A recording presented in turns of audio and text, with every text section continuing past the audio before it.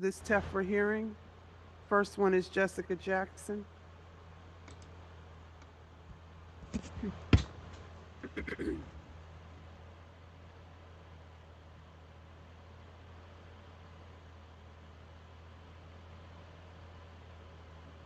Good morning. My name is Jessica Jackson, and I'm here at this Finance Committee meeting because I want to talk about the fact that in a few minutes, we're going to hear from all these people about how they want to have housing and the money for the airports and all of this. But what you're not going to hear is for money that's earmarked or designated to the Black community. Now, you're not going to hear that. You're going to hear Black and brown. You're going to hear undeserved communities. You're going to hear minorities. You're going to hear marginalized communities. You're going to hear the most vulnerable communities. You're going to hear those type of terms. But what you're not going to hear is money and financing that's specifically for Black people.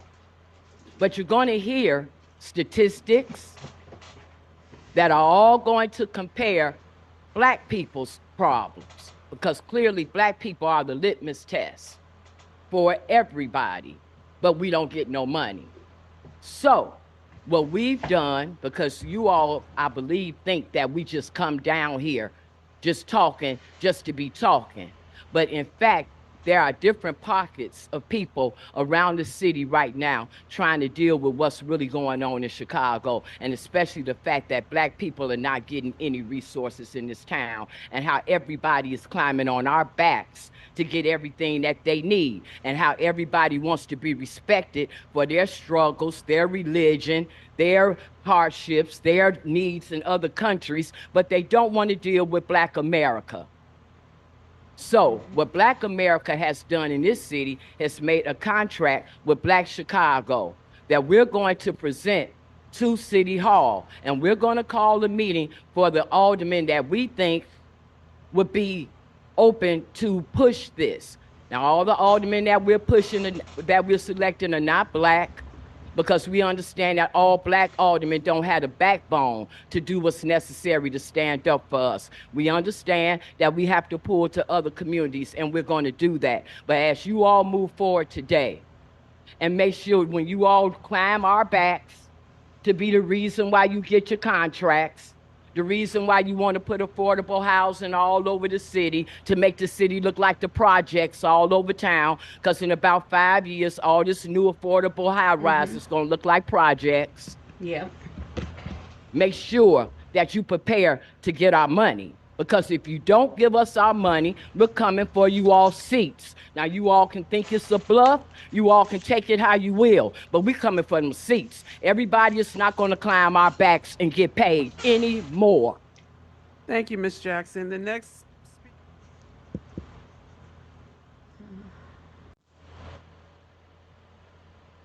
There we go. Thank you very much for your comments. Our next speaker is Jessica Jackson.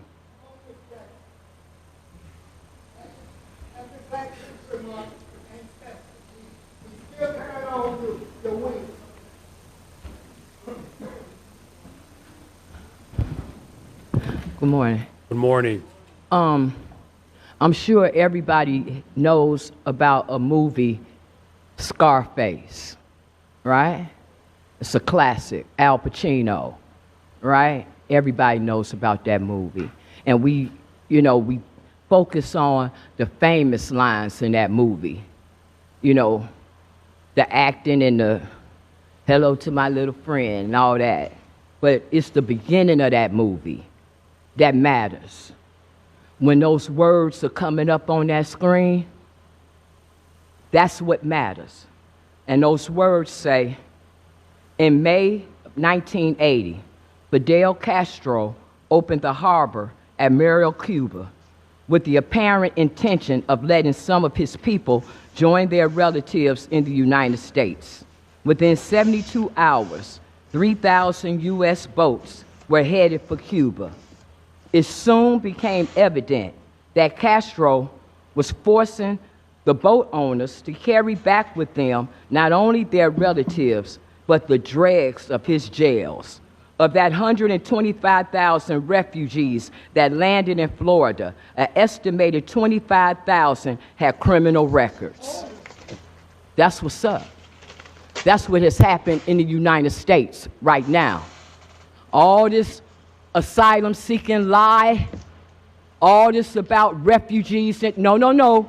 What's happening is they're emptying out the dregs of their jails into the United States, into our communities. They're junking up our country. And yeah, we feel some kind of way about it because it's our country. It's our country. People like Vasquez and them, look how disrespectful they are. Now, you just gave that man a resolution for his father's restaurant. And every time we get up and talk, he's working this room. Look at him. Look at him. But he wants his resolution for his father to be respected. Vasquez, Lopez, all them want their people to be respected, but they can't even give us the dignity for what we built. But them, ain't no question about it. Yeah, Black History Month, the American descendants of slavery. And I want you to know, Brandon Johnson, I understand what Breakmore's saying about we still on the plantation, but what you're looking at right now, this is what a free Negro look like. And I'm telling you, we're going to get our city back. We're going to stand for our people. We're going to get them out of our communities because they don't deserve to be there. Anytime they can't give us 3 lousy minutes of their attention while we sit here and watch y'all get them all kind of money, you watch us. We black out here, and we're going to handle our business. You watch that. I'm a free black woman. This is how we get down. All right. Brandon Johnson. All right. You don't need no... Thank you very much for your comments. These South and West Side homeowners are angry. They believe the city has overextended itself and should be putting the tens of millions of dollars earmarked for migrants into Chicago's most vulnerable neighborhoods. But the South Side has been under-resourced, underfunded for years, for decades. We have schools that need to be reopened.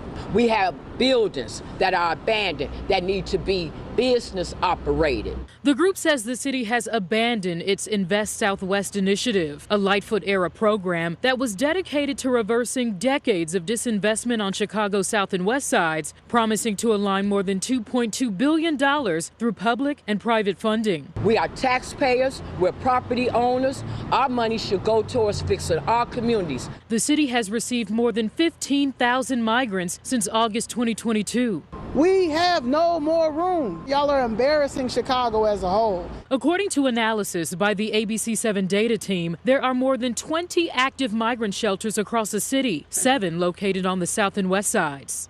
Whether it's one shelter or whether it's 10 shelters, we're saying the facilities that are there for us, the money needs to be put into those facilities for us. In a statement from the mayor's office about the group's concerns and the status of Invest Southwest, a spokesperson says in part, quote, "We are committed to continued investment for all residents, but especially communities on the South and West Sides that have long experienced disinvestment. We are the city of Chicago, and our shoulders are big enough to support both new arrivals and those who have long called this city home." Mayor Johnson, the black aldermen, the black alderwomen in this city, you will stand for the black citizens of Chicago.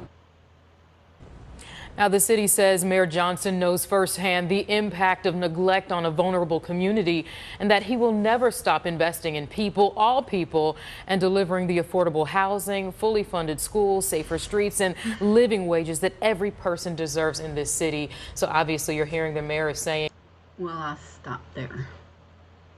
Boy, the fantastic economy his policies created. Well, a majority of Americans are living paycheck to paycheck. Consumers are doing so well, they cut their spending in February, Joe. And many Americans don't even have the savings to cover a $1,000 emergency or unexpected expense. But it's not just anxiety about their finances. More people are living in fear for their personal safety, with criminals running free to commit horrific crimes. And while many of Americans are struggling, our leaders are handing out freebies for the newcomers. Well, newcomers is how the Biden administration prefers to refer to illegal aliens. They don't even call them illegal immigrants, but newcomers, as if they have a right to be here, should be welcomed with, a cake or something. And the several million, probably close to 15 million, are getting quite the warm welcome. Free health care in cash-strapped California. By the way, it includes sex changes. Free hotel rooms and meals in cities across the United States. Free rent in others. And as illegals get catered to, Americans get shafted. In New York City, where $53 million is being spent on prepaid debit cards for illegals, 23% of residents are reportedly living in poverty. In Chicago, one Democrat leader says schools were closed due to lack of funding, but now illegals are living in those schools. And in Denver, city officials are cutting some workers' hours down to zero in order to get more funding to support newcomers. But the Biden campaign wants you to know this is all a net plus. It is impossible to deport every undocumented New person in voters. this country. There simply are not the resources, nor is it advantageous to us. It has been immigrant labor, the immigrant workforce, voters. that has actually propped up our economy. Yeah. It's all good. Joining me now, Jessica Jackson, Chicago community organizer. Jessica, you heard that. And also Governor Pritzker in your state announced $250 million in taxpayer funding is coming to Chicago to house, feed, and provide other services to illegals living in your city. But now they're just calling them newcomers. Your reaction to all this? Well, they've been using that term newcomers for a while now. The phrase goes from migrants to asylum seekers to refugees to newcomers. And the reality is, it's a group of people that are coming to the country illegally for whatever this bigger picture is, and there are different theories on what that may be, to just spend a lot of money and to take away from the Americans that are already here, working hard, like you said, living from paycheck to paycheck in a lot of instances, holding on by a thread. And the only thing that we hear from one day to another is the millions of dollars that are just pouring down to go for illegal immigrants. Well, Jessica, a member of Biden's campaign had a comment about the newcomers. Watch. This immigrant crime narrative is racist. It's not true. Donald Trump is out here saying that we're poisoning the blood of this country, and the facts actually don't bear that out. Immigrants, by and large, are committing less crime. So whenever this narrative comes forward, it's just an untrue narrative. So now they're just immigrants. They're not illegal. They're not even illegal immigrants, Jessica. But they're always jumping to the defense of people who came here, violated our laws, and claimed asylum, for which 98% of them aren't entitled. Well, that's absolutely true. And the only reason why they can say if the numbers are down is because there's not as many illegal immigrants in the country as it is the overall population. So if you look at it that way, of course, they would say that the numbers are down. But the reality is, it's not. They're bringing their share of crime. Just last week, at the Home Depot on 87th off the Dan Ryan here, very popular Home Depot, where you have a lot of illegal immigrants that hang there to pick up work. It was a quiet story, but somehow we got out that about 100 illegal immigrants beat up a security guard that works over there. What? You know, a lot of things are going on that don't make the news. Jessica, you just brought me news that I thought I read everything about this type of crime. You just told me something I hadn't seen. I hope we can find video of that. Jessica, thank you so much for speaking out. There are good people in Chicago working really hard. They can't even save money for an emergency, and this is what Pritzker wants to spend money on. Jessica, we need an awakening in this country. Thank you. community organizer in Chicago, where city and state leaders are butting heads over funding for the migrant crisis. Jessica Jackson joins us now. Jessica, your thoughts about that specific crime that there will be a hearing on today? I mean, are people concerned overall that this could spread and make things even worse? Well, of course we're concerned. We're concerned about the safety of our city. We're concerned about the safety of our country. It's definitely a public safety issue. I'm seeing a lot of money here, Jessica. The city is saying $138 million in 2023. I'm seeing 15,000 migrants in 27 city shelters. We had 200 city shelters in New York, by the way. You're right now at 27. It's probably going to grow even more. You had this line about junking up our country. And I think that I made a lot of headlines. What did you mean by that? I meant just what I said. It's not a good thing. You come into a city like Chicago. Chicago is a beautiful city, And to see the level of homelessness, to go to the police stations and see those many people laying on the floor and all of that. You go downtown, and you got mothers with children begging on corners, selling candy. You go to the shopping places. You go downtown, the airport, it's everywhere. It's in the local communities, it's in the local neighborhoods. It's everywhere, and it's not a good thing. You're taking all of our resources, taxpayers' money, to do what? To do what? It's not helping the economy. It's not making the city better. You have people here that are willing to work. You have people here that are willing to do.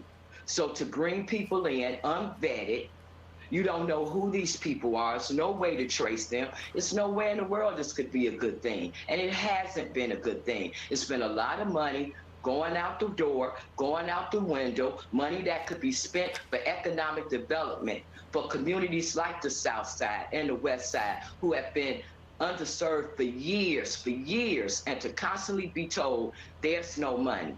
It's a process. We have to wait. But then at the same time, you're seeing money just rain out of the skies to immigrants who have not been here, who haven't paid into the system at all.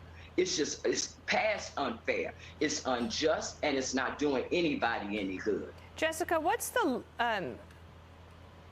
are you not alone in thinking this way? And I think in the last 4 weeks, we've been hearing from many more residents in Chicago expressing similar feelings. But I'm just curious how you are sharing information. Where do you get the information that you have? And is there a groundswell of frustration that could actually get either the mayor or the president to pay attention?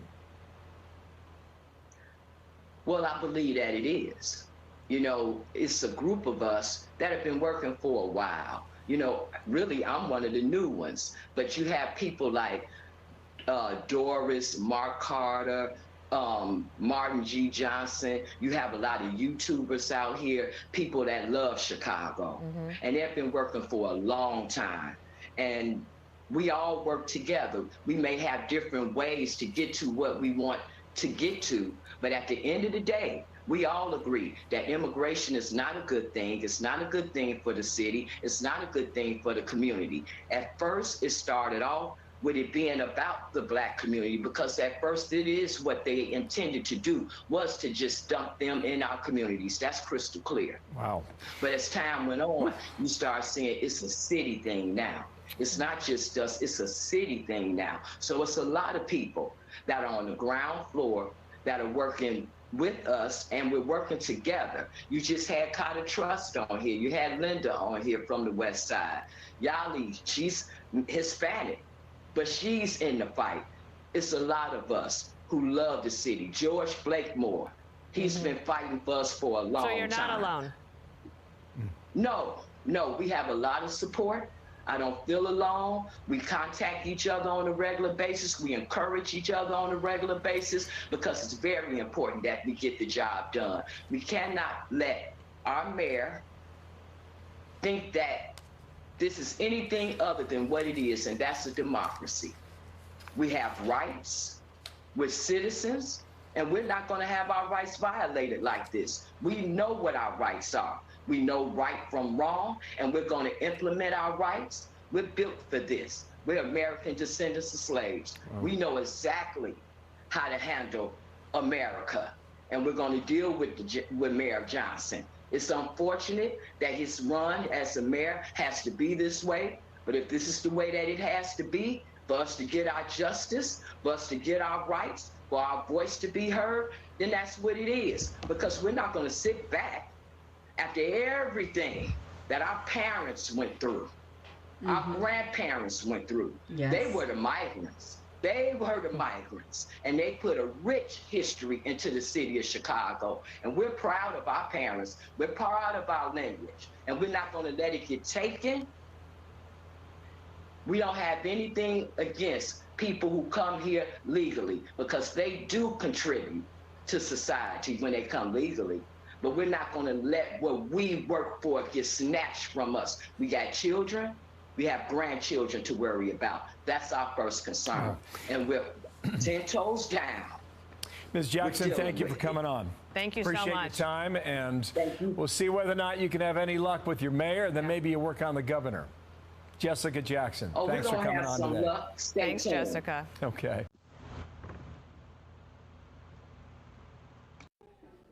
So, Christmas is coming early this year. We're going to check that list when it go up on that wall for voting, and we're going to check it twice. And we're going to find out who's been naughty or nice based on how y'all vote. And we're going to start it off with Maria Hatton. Yeah. Chicago and some communities so angry? Why is all this kind of anti-immigrant sentiment coming up? And I want to explain to folks, it's because if we cared as much about black people and had over the decades as we do about everyone else, we wouldn't be here. But the money from a 20. All right.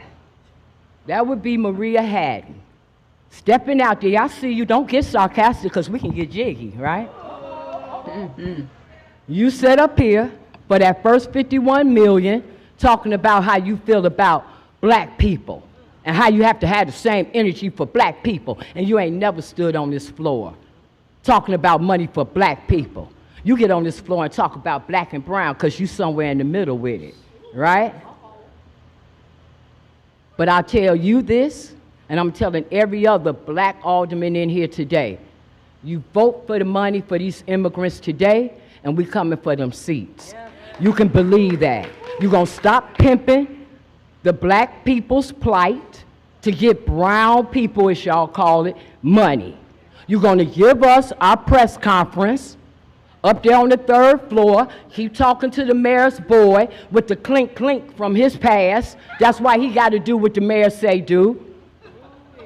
Him and a lot of other ones in here with these shady pasts. That's why you got to vote the way that you vote. But all of us ain't got shady passes. Some of us free out here, and we can vote how we want to vote, and we coming for those seats.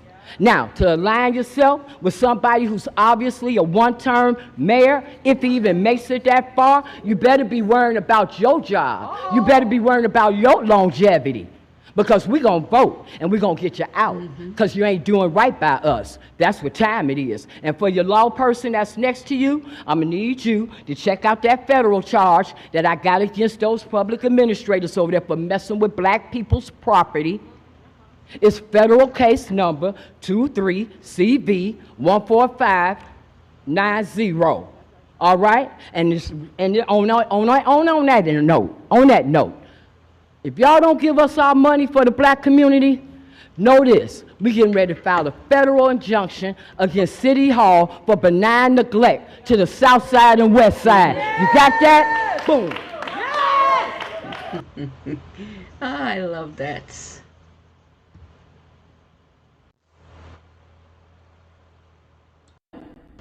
And some on rights. You had $16.4 billion budget. And then on top of that, now you're $1 billion in debt.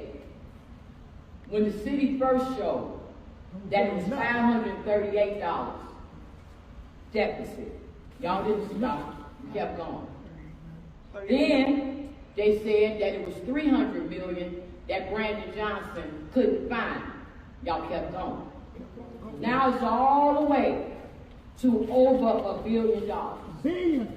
Now, of that big old budget, y'all had a measly 500,000 line item for a bogus study of reparations. And y'all here to beg some more. That's why it needs to be an audit to see if the people are serving, if they are actually citizens, if they're actually legal. Because what we got going on right now is a bunch of people that came over here for opportunity. They're coming over here, taking these seats in here, and they looking out for their country. They trying to bring their people over here. They getting them jobs or whatever here so they can send money back to their country. While they draining our pockets dry. Yeah. I'm up here for over a year talking about my mother's property and how you all set up here and stealing black people's property. And I get the good pleasure of every morning when I come down here at the train stop of the Metro on Stony Island, where it's an apartment complex that used to be black.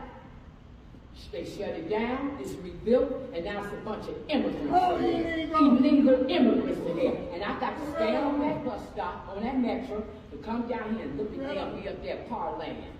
Parlaying. They got little pools out there. They got little pets out there. They ain't worried about a thing. But I'm coming here, got to fight for my family's property. Right. I'm going to tell y'all one thing. Y'all ain't going to pass nothing until y'all get this budget straight. Y'all bet not pass nothing. This is what we think about this. That's it. Y'all better not pass nothing. Nothing. I'm telling you, you better stay where it is. Like they say, nobody moves, nobody get hurt. Y'all bet not put no hands up for nothing. Y'all bet not pass nothing, because we're coming for them six if you do. Think we playing. Think we playing. Think we playing. Y'all better adjourn this meeting until y'all find out how y'all gonna get that money right. Y'all better get that money right. I'm telling you, but don't you talk while I'm talking and gonna sit up here and mess with my minutes? You hold that mouth. We already got to look at these immigrants all over the city, all over begging, all that old junk. All that old junk.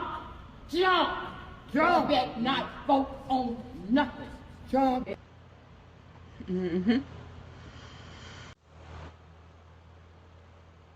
I just saw Mayor Brandon Johnson Tuesday at that PBC meeting. And that's a small room. That room is half the size of this. Wow. And he's like right there. And I made it clear to him that you getting ready for this DNC and all eyes is on this DNC. Well, know this, Mayor Brandon Johnson. Black Chicago is going to pick up just where it left off at. This DNC don't mean nothing. Come on now. We done already told you what it is that we want.